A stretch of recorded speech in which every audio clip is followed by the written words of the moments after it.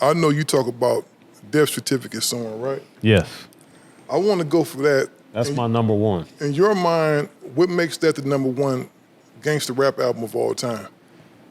I think because it really examines so many angles of what was going on in society at the time, and Cube had so many brilliant stories that, you know, from the beginning of the album to the end of the album, it really examined, Alive on Arrival was going after the healthcare system. You had Us, which was looking in the mirror at the self-created problems. You had Colorblind dealing with the problems of gangbanging. You had Steady Mob, which was just a day in the hood. You had My Summer Vacation, which I think is one of the best songs ever made about the migration of gangs and drugs. You had, it was just back to back Want to Kill Sam, talking about the government. It was Horny Little Devil. Yeah, all kinds of shit. My Summer Vacation.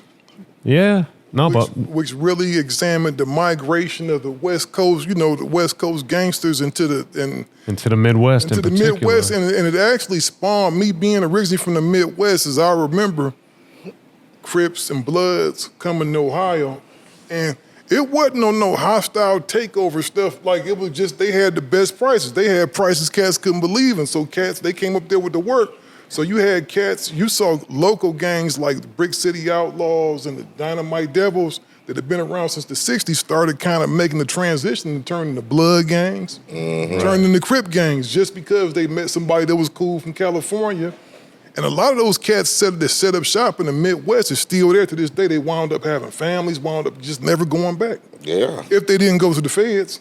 Yeah, that was the intention. And Up out of Cali, go somewhere, set up.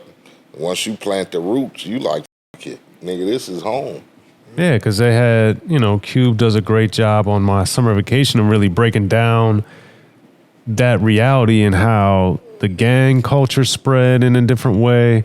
And like you guys are saying, the different drugs and the different way that it was distributed. It was just, My Summer Vacation is just an amazing, amazing breakdown. And then, of course, there's a very heavy Nation of Islam influence on there, and he's talking about, knowledge itself and historical facts and different things going on, that all of that added together, plus the production, plus Cube being such a brilliant writer, it just really has everything. And I think Cube, Bobcat and Rashada as the boogeyman, and then Sir Jinx, all super underrated producers, and all of it coming together all at once, and Cube having a few guest appearances mainly on Colorblind. It was highlight. Record was cracking. It's incredible. It's phenomenal. I think, from the transition of coming off as the solo artist from the America's, Most Wanted.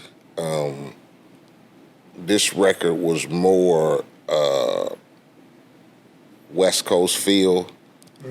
Much more. America's Most Wanted was, it had a few West Coast references and feel. We had Once Upon a Time in the Projects, and but I think with the death certificate, it really hit home on what you say, niggas, West Coast rap and transition of what it was about. And like Absolutely. you said, the songs just, you went through a motherfucking roller coaster ride. Yeah. And like you said, a lot of that around that time, with being in the rap game and having to deal with the oppression of motherfuckers didn't want rap, and they was hating on it. You kind of, even though niggas was on some gang shit, you kind of was able to listen to those songs on that record.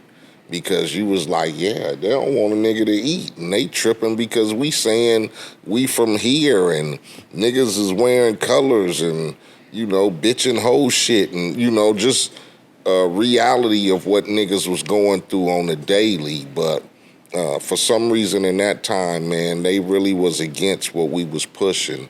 So, that's what that record represented to me, especially the cover with the Uncle Sam toe tag. And that was like crazy, that. too. That was cracking. Crazy. That was like one of those classic covers, like like music to drive by and shit. Yeah. You know what I'm saying? Exactly, yeah. You know, one of them classic covers that you always remember.